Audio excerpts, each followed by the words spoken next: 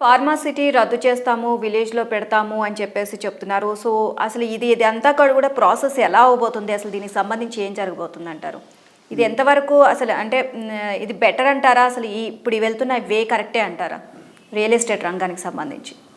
ఇప్పుడు మీరు నేను కామన్ పబ్లిక్ అమ్మ. గవర్నమెంట్ ఏ డెసిషన్ తీసుకుంటే కరెక్ట్. ఇప్పుడున్న గవర్నమెంట్ ఒక డెసిషన్ తీసుకుంటుంది, నెక్స్ట్ టైం వచ్చిన గవర్నమెంట్ మారుస్తారు. అదే చూస్తున్నాం. అవునవును.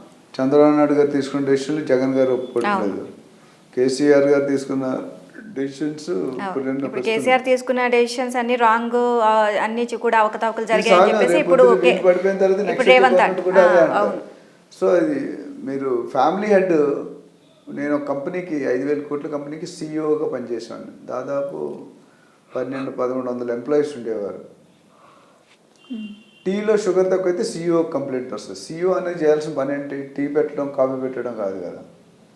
టాయిలెట్లో ఏదైనా కరెక్ట్ క్లీన్ ఫ్లష్ లేకపోతే సార్ ఫ్లష్ పడదు. అంటే ఒక ఫ్యామిలీ హెడ్, అంటే ఒక కంపెనీ హెడ్గా each and every pin to earth everything your responsible. So CM సీట్లో ఎవరున్నా తిట్లు తినాల్సిందే, పొగడతలు రెండూ ఈక్వల్గా వస్తాయి. ఇప్పుడు చిరంజీవి గారు మొన్న ఒక మాట అన్నారు. ఏంటన్నారంటే, నేను తిట్టలేను, తిట్టులు పడలేను, అవన్నీ చేయడానికి మా తమ్ముడు ఉన్నాడు పవన్ కళ్యాణ్ అని చెప్పాడు. అట్లా అందుకే రాజకీయాల్లోకి ఆయన వచ్చారు, నేను వెళ్ళిపోయాను. సో మేబీ కరెక్ట్ ఉండొచ్చు, ఒక్కొక్కరికి ఒకటి సెట్ అవుతుంది.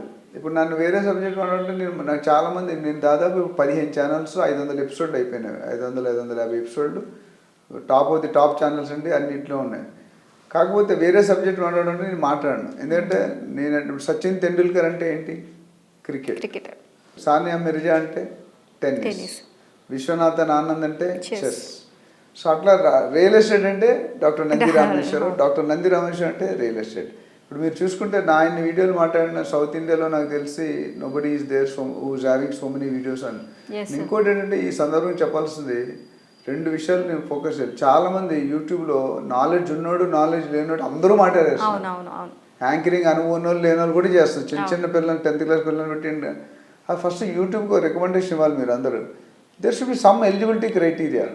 ఇప్పుడు 30 సంవత్సరాలు ఇండస్ట్రీలో పనిచేస్తున్నాడు, 3 నెలలు సాఫ్ట్వేర్లో చేస్తున్నాడు. ఎలా చెప్తారు? సాఫ్ట్వేర్ చేసిన వాళ్ళు రియల్ ఎస్టేట్ చెప్తున్నారు, ఫార్మా వాళ్ళు చెప్పేస్తున్నారు, టీచింగ్ వాళ్ళు చెప్పారు. రియల్ ఎస్టేట్ అందరూ చేయొచ్చు కదా, కానీ కంటెంట్ ఉండదు. నాకు ఆల్ ఓవర్ వరల్డ్ రోజుకి 10-15 కాల్స్ వస్తాయి. 4-5 కన్సల్టెన్సీ తీసుకున్నాడు. వాళ్ళు ఇదే అంటారు, సార్ మీ వీడియో చూసే ముందు 10 వీడియోలు చూశాను, ఆ వీడియోలో మీది బాగుందని చూసాను. I feel very happy. అంటే ఎక్కడో అమెరికాలో నా వీడియో చేసి ఫోన్ చేస్తానంటే అంత ఈజీ కాదు. ఇన్ని కోట్లు, 100 కోట్ల పాపులేషన్ ఉంది. సో కమింగ్ బ్యాక్, ఇక్కడ ఈ ఫార్మా సిటీ అనేది ఏంటంటే ఫస్ట్ రద్దు చేస్తామన్నారు. రాగానే సీఎం అవగానే నెక్స్ట్ డేనో 24 అవర్స్ స్టేట్మెంట్. సో కొద్దిగా వ్యతిరేకత కనిపించింది. దానివల్ల ఏం చేశారు? రద్దు చేయము, షిఫ్ట్ చేస్తామన్నారు. షిఫ్ట్ చేయడానికి ప్రాబ్లం ఏంటి? అంత పెద్ద జాగా దొరకదు కదా, 20,000 ఎకరాలు దొరకడం అంత ఈజీ కాదు. సో అక్కడ ఛాలెంజ్ వచ్చింది. అయితే ఆయన ఉద్దేశం అంటే పాజిటివ్ థింకింగ్ ఏంటంటే, ఇక్కడ శంషాబాద్ ఎయిర్పోర్ట్కి దగ్గరలో ఉంది, శంషాబాద్ ఆల్రెడీ డెవలప్ అయింది, సరౌండింగ్స్ డెవలప్ అవుతున్నాయి. కాబట్టి ఆ పొల్యూషన్ అనేది పీపుల్కి ఎఫెక్ట్ కావచ్చు. ఒకే దగ్గర కాకుండా దాన్ని 2,000-3,000 ఎకరాల కింద ఒక్కొక్క క్లస్టర్ పెట్టి 10-15 క్లస్టర్స్ పెట్టాలి across the Telangana. So satellite township వేరు, ఫార్మా క్లస్టర్నే ఫార్మా విలేజ్ అని అన్నాడు. సో ఆయన ఉద్దేశం ఏంటంటే, ఈ ఫార్మా పెద్ద కరోనా టైంలో చూసుకుంటే 40% ఆఫ్ ది మెడిసిన్ రఫ్లీ మన ఇండియా నుండి ఇతర కంట్రీలకి వెళ్ళాయి. So we have played a major role. అంటే ఫార్మా ఇన్కమ్ కూడా ఏం తక్కువేం కాదు. కోవాక్సిన్ కానీ అదేదో వచ్చింది కదా 2. సో అది చాలా అంటే భారీ ఎత్తున రెవెన్యూ జనరేట్ చేసింది. సో అందుకని ఫార్మాకి ఒక రికగ్నిషన్ వచ్చేసింది. నేషనల్ లెవెల్లో నిమ్స్ స్టాటస్ కూడా అడిగారు వాళ్ళు. అది కానీ పెట్టుంటే మనకి చాలా, అంటే సాఫ్ట్వేర్ ఒకటి, రియల్ ఎస్టేట్ ఒకటి, ఫార్మా ఒకటి. సో ఆయన ఏమంటారంటే రేవంత్ రెడ్డి గారు, we have to create pollution free, eco friendly villages. And ఈ ఫార్మా కంపెనీలు కూడా కొన్ని నిబంధనలు పెట్టి, ఇప్పుడు షుగర్ ఫ్యాక్టరీకి వెళ్ళిన మొలాసిస్ అని వస్తుంది, మన ట్రైన్లో వెళ్తుంటే చాలా వర్స్ట్ స్మెల్ వస్తుంది. అవన్నీ ప్రొడ్యూస్ అయినప్పుడు పబ్లిక్ పటాన్చేరు అనేది కెమికల్ జోన్, ఇండస్ట్రీలో అక్కడ అన్నీ ఇప్పుడు తీసేస్తున్నారు, మొదట్లో అంతా ఇండస్ట్రియల్.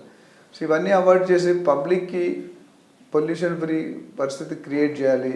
దానికోసం నేను షిఫ్ట్ చేస్తున్నాను, అంతేగాని రద్దు చేయాలని కాదు, పాత గవర్నమెంట్ తీసుకుని క్యాన్సిల్ చేయాలని కాదు. So give us some time అని చెప్తున్నారు. ఆల్రెడీ కొన్ని పైలట్ ప్రాజెక్ట్స్గా ట్రై చేయడానికి సన్నాహాలు జరుగుతున్నాయి.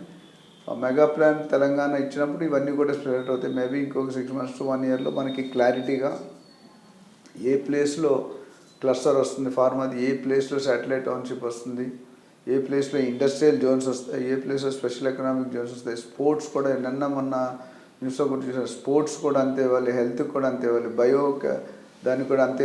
అంటే అన్ని రంగాలను కూడా ప్యారలల్గా అభివృద్ధి చెందితే దేశానికి రాష్ట్రం దేశంలో one of the best state కింద డిక్లేర్ చేయాలి, దాన్ని అలా చూడాలి అనే అంబిషన్తో పోతున్నారు.